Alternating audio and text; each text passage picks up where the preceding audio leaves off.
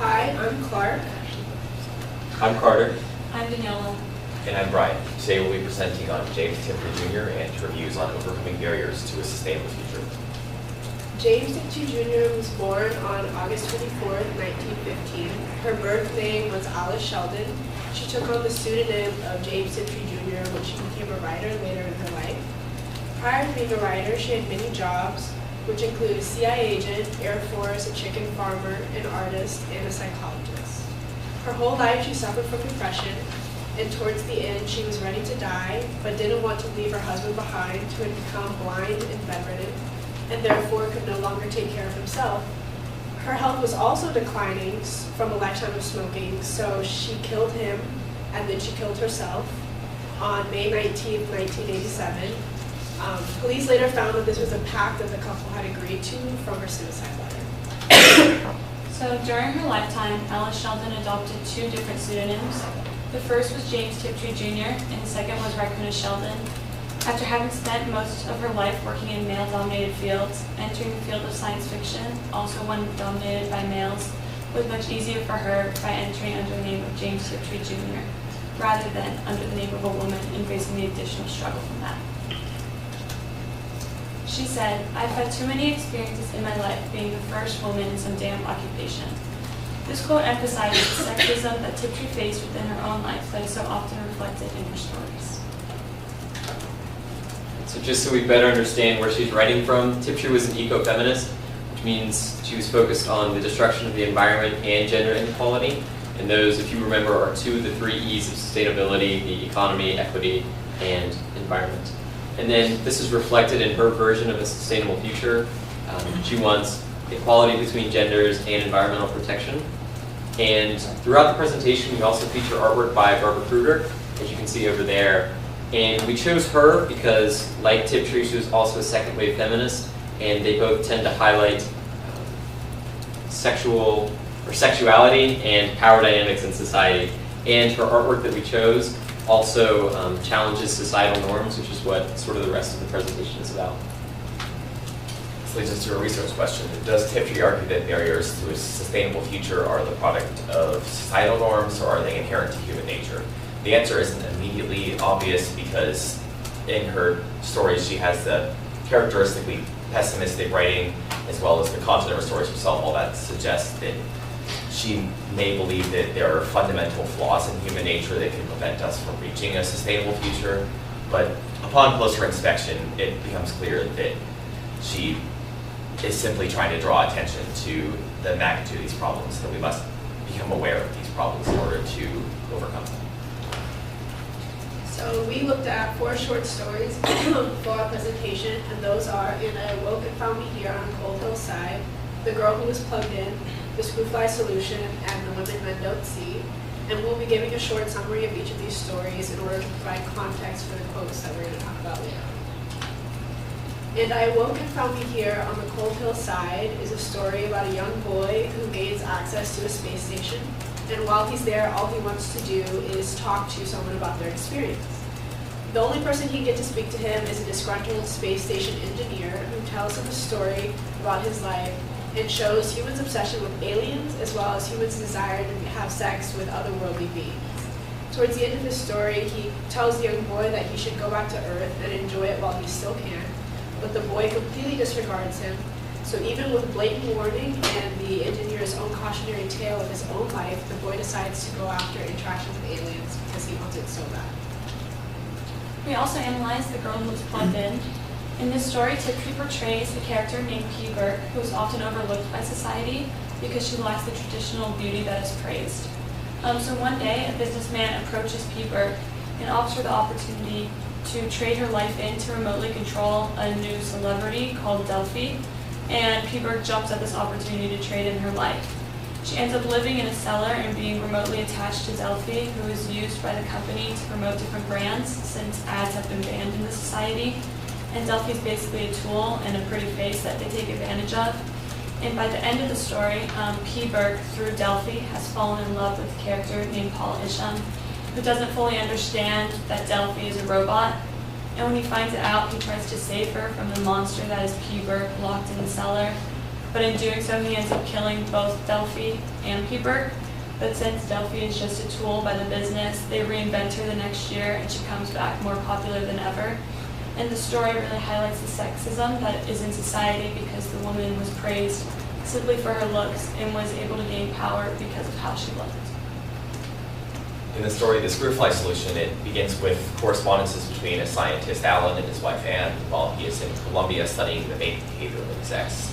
The topic of their letters is a recent outbreak of femicide that began in isolated areas controlled by cults, such as one called the Sons of Adam.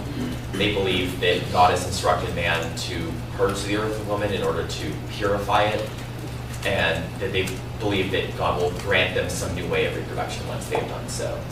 And all the while, the media is hardly even covering it. There's only indirect references, like a funeral home stating that they will no longer accept female cadavers. And all the while, Alan and other fellow scientists are trying to figure out the cause of it, and they try in vain to find the reason in a biological link between aggressive behavior and sexual behavior in males. The violence escalates until females are being killed en masse, and it ends with Anne fleeing into the wilderness to escape being killed, and it is there that she encounters an alien, and she comes to the realization that the aliens are responsible for the killings and that they were trying to wipe out all life on Earth in order to colonize the planet. So in Women Men Don't See, it starts with a plane crash on a desert island, and almost immediately a power struggle emerges between two of the characters, Dawn and Ruth.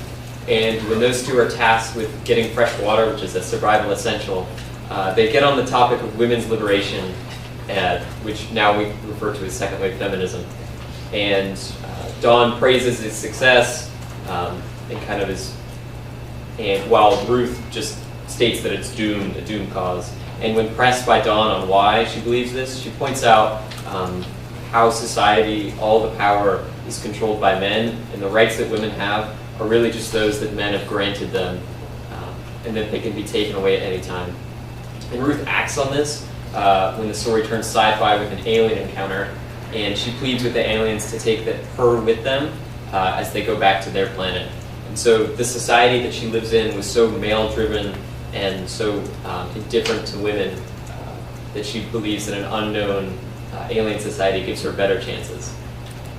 And so this brings us to our thesis. So after analyzing those 4 primary sources and several secondary sources, we've come to the conclusion that Tiptree asserts that societal norms, rather than inherent human traits, are the barrier to sustainability, which he expresses through a critical analysis of power distribution in society. And what's important about this is that societal norms can change over time. So she does believe that a sustainable future is possible, but only through a radical change of those societal norms. But you may be thinking, after all those stories, they seem to have very grim futures where women are sexualized and marginalized, and in this Screwfly Solution, mass murdered. And so how is any of this sustainable?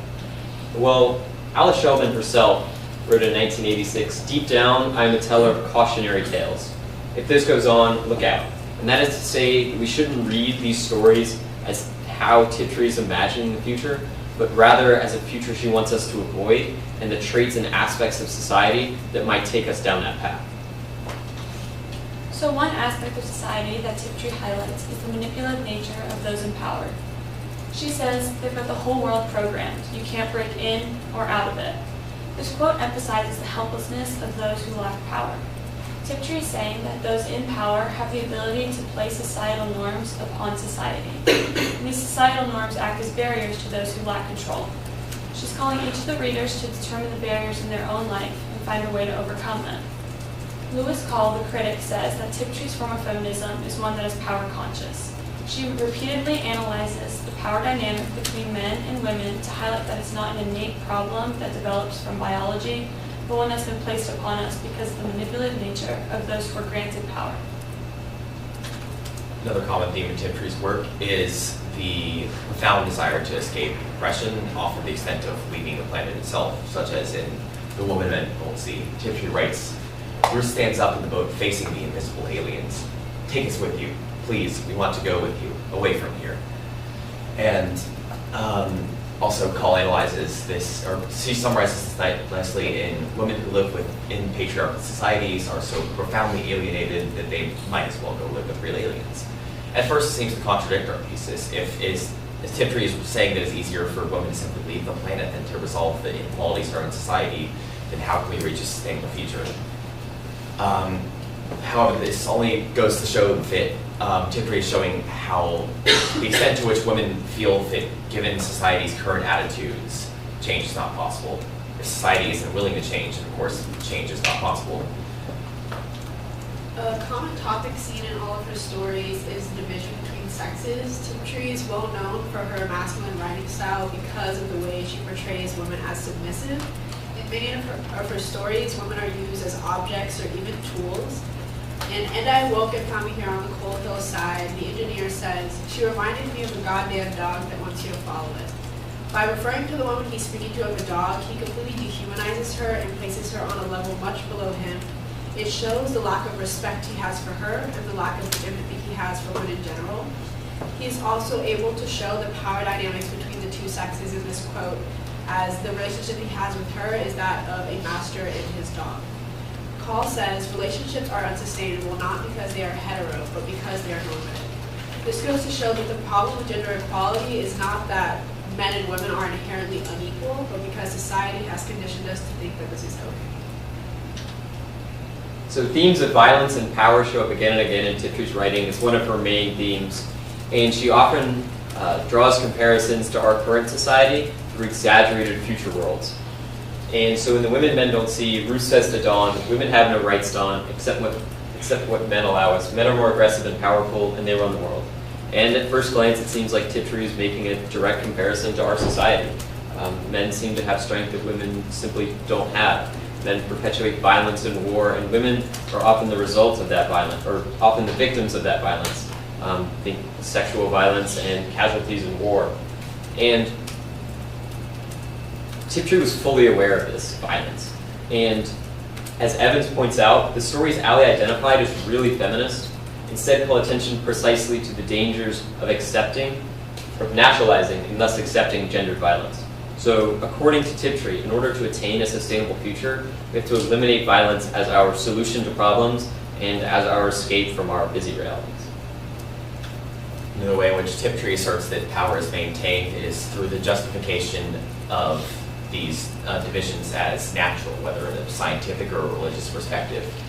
To an extent, she does acknowledge that there are differences in our biology that may make reaching a sustainable future more difficult. For example, in the Screwfly solution, where she mentions the, quote, linkage between behavioral expression of aggression, predation, and sexual reproduction in the male, as previously mentioned. However, this isn't to say that we can't overcome this. She's simply pointing out that this is something we need to be made aware of if we want to avoid succumbing to it, because after all, this is the weak link that aliens exploit to wipe out all life on Earth. We have to be sure that we don't fall into this trap. And as Evans puts it quite nicely, Rakuna's warning is instead directed at an overly hasty application of the word natural.